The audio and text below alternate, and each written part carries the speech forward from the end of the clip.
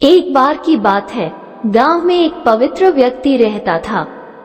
वो हमेशा स्वर्ग और नरक के बारे में जानने के लिए उत्सुक रहता था। एक दिन पवित्र व्यक्ति भगवान से मिला। जब वह भगवान से मिला तो उसने पूछा, प्रभु, क्या आप मुझे बता सकते हैं कि स्वर्ग और नरक कैसा है? भगवान मुस्कुराए और उसे दूसरी दुनिया में ले गए। वहां वे दो दरवाजे के सामने खड़े थे।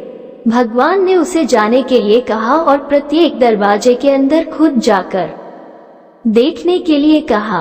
पवित्र व्यक्ति ने जाकर पहला दरवाजा खोला। वहां उसने एक बड़ी गोल मेज देखी जिसके चारों ओर लोग बैठे थे। मेज के बीच में स्वादिष्ट सूप का एक बड़ा बर्तन रखा गया था। वहां बैठे सभी लोगों के हाथों में बहुत लंबे चम्मच थे। मेज के बीच में स्वादिष्ट सूप के बर्तन तक पहुंचने के लिए चम्मच काफी लंबे थे, लेकिन लंबे चम्मच के कारण भोजन से भरा चम्मच लोग मुंह में नहीं ले पा रहा। लंबे चम्मच की वजह से खाना ना खा पाने के कारण वे सभी दुबले पतले और बीमार लग रहे थे। वहां के लोग बहुत दुखी थे। वहां पीड़ित लोगों के दुख को देखकर पवित्र व्यक्ति कांप उठे। वो उस कमरे से बाहर आया और दूसरे कमरे का दरवाजा खोला। दूसरा कमरा बिल्कुल पहले कमरे जैसे ही था।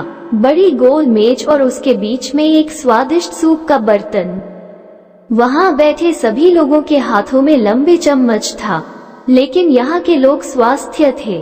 वे एक दूसरे से बातें कर रहे थे और खाना खा रहे थे। पवित्र व्यक्ति ये देखकर प्रसन्न हुआ और उस कमरे से बाहर आ गया।